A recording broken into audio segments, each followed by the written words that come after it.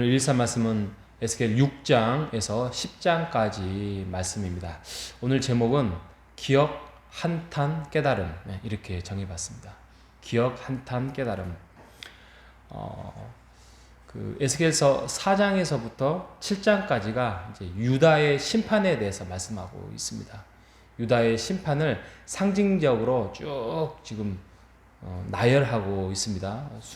수많은 상징적인 표현이 나오고 있는데 그게 4장에서부터 7장까지의 말씀이고, 또 8장에서부터 11장까지가 이제 성전에 대한 환상과 성전에서 하나님이 떠나시는 장면을 담고 있는 부분이 4장에서부터 이제 11장까지를 유다의 심판과 하나님의 성전 그리고 환상을 통하여서 하나님의 떠나심에 대해서 말씀하고 있습니다. 그래서 제가 어제 말씀드린 대로 오늘 금방 읽었던 말씀 중에 10절에 6장 10절에 보면 그들이 나를 여호와인 줄을 알리라라는 이제 그 말씀이 이제 계속적으로 반복되어 있습니다. 그들이 심판을 당하고 난 다음에, 나라를 빼앗기고 난 다음에, 그들이 어려움을 처하고 난 다음에, 우리가 하나님에 대해서, 우리가 그토록 하나님이 애타게 우리를 찾고, 또 하나님이 우리를 부르시고 선지자를 세우시고 또 가르치시고 했음에도 불구하고 우리는 육신적인 욕망과 또 우리의 잘못된 방향대로 감으로써의 율법을 저버리고 우리가 잘못된 길을 갔구나 라는 몸으로 체험하고 나라가 빼앗기고 난 다음에 그들이 깨닫게 될 것이다 라고 말씀하고 있습니다. 그런데 그게 과정이 있어요. 과정이 금방 읽었던 우리가 6장 9절에 보면 이렇게 말합니다. 너희 중에서 살아남은 자가 있습니다. 많이 죽었어요. 살아남은 자가 이제 사로잡혀가요. 그래서 이방 나라에 바벨론에 그들이 가고 난 다음에 그 나라에서 나라 잃은 서름과 또 자유를 잃은 종으로서의 살아가면서 그들은 첫 번째로 기억한다 했습니다. 기억하되. 여기서 기억한다는 게 뭐죠? 기억한다는 게 하나님에 대해서 그 나라에 남유다 또 이스라엘에 또 하나님과 함께 살아왔던 율법으로 살아갔던 게 그게 행복했구나. 그게 정말 행복했고 하나님 품 안에 있을 때가 우리가 진짜 행복한 삶이었구나라는 것을 기억한다는 거예요. 기억이라는 단어보다는 좀 더 우리에게 와닿는 거라면 추억, 생각 이렇게 생각하시면 됩니다. 우리가 그러잖아요. 우리가 어려움에 처해보고 건강을 잃어보면 그때가 하나님이 우리에게 주신 정말 행복한 삶이었구나. 건강을 잃어본 사람만이 정말 건강할 때의 그 삶을 아는 것처럼 지금 이스라엘 백성들이 나라를 빼앗기고 종으로 끌려가고 난 다음에 그때서야 기억한다라고 말씀하고 있습니다. 그리고 두 번째로는 그것이 그냥 생각으로만 하는 것이 아니라 한탄한다고 했습니다. 한탄. 기억하고 스스로 한탄합니다라고 이야기를 합니다. 여기서 한탄하다는 말은 진짜 그냥 후회 이 정도가 아니에요.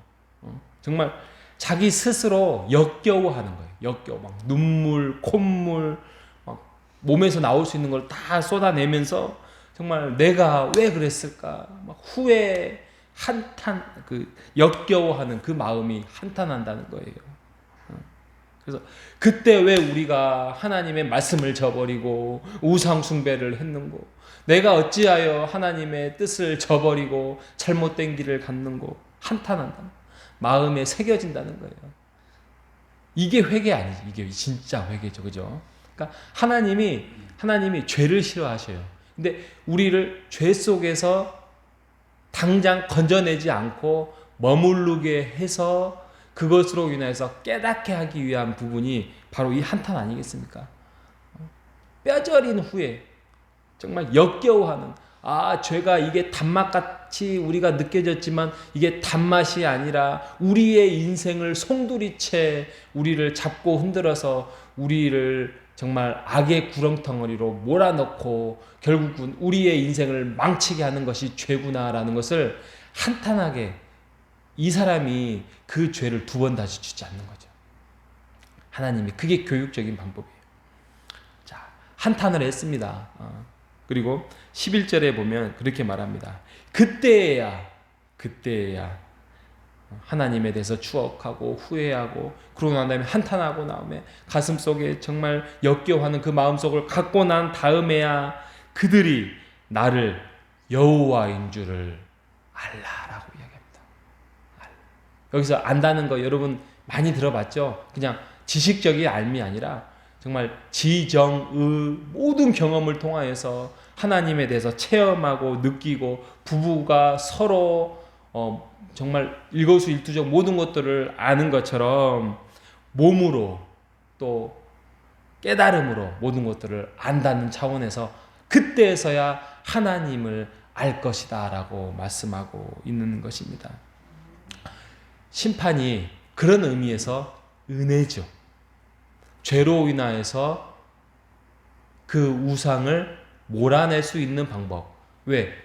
율법으로 가르치고 선지자를 보내도 선지자를 죽이려고 하고 선지자를 괴롭히는 그 우리 같은 그 이스라엘 백성들의 모습을 통해서 스스로 우상을 몰아낼 수 있는 방법, 스스로 하나님의 은혜를 깨달을 수 있는 방법은 이것밖에 없습니다.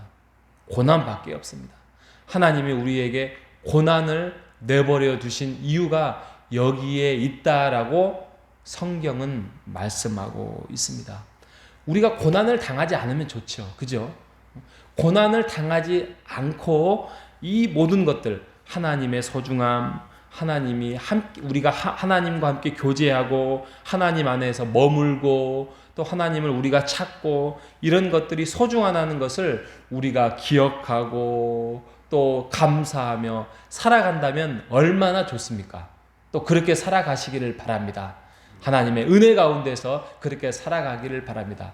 그럼에도 불구하고 우리를 죄악 속에서 고난 속에서 어려움 속에서 머무르게 하는 것은 하나님의 은혜, 하나님과 함께 이 평범한 삶이 얼마나 은혜롭고 기쁘고 감사하다는 것을 깨닫게 하기 위해서 우리에게 잔잔한 인생 속에서 가끔은 어떤 물의 파장이 일어날 수 있다는 것입니다.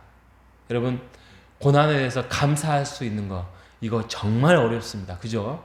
내 몸이 아프다는 거, 내 자녀가 아프다는 거, 또 우리의 주위에 있는 상황들이 녹록지 않는다는 거, 이거에 대해서 하나님 그럼에도 불구하고 감사합니다 하는 것은 정말 쉽지 않습니다.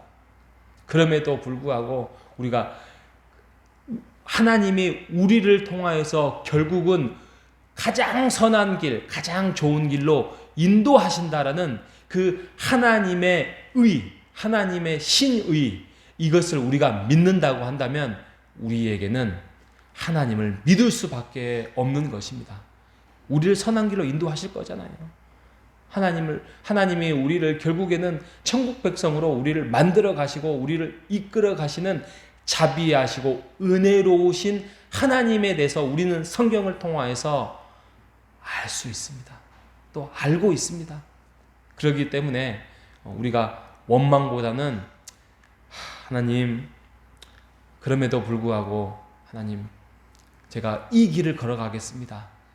비록 지금의 힘든 길이라 할지라도 우리가 하나님의 그 소망을 가지고 걸어가겠습니다라는 그러한 고백과 함께 오늘 하루를 걸어가시는 우리 모두가 되시기를 주님의 이름으로 축복합니다.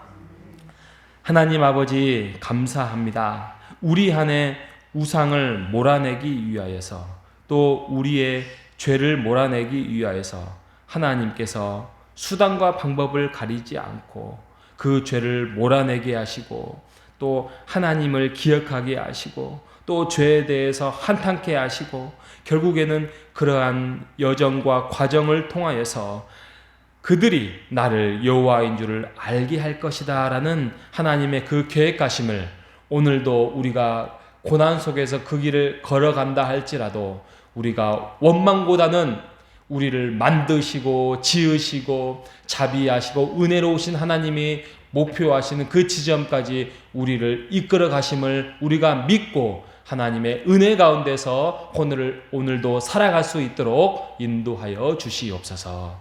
살아계신 예수님의 이름으로 기도합니다. 아멘.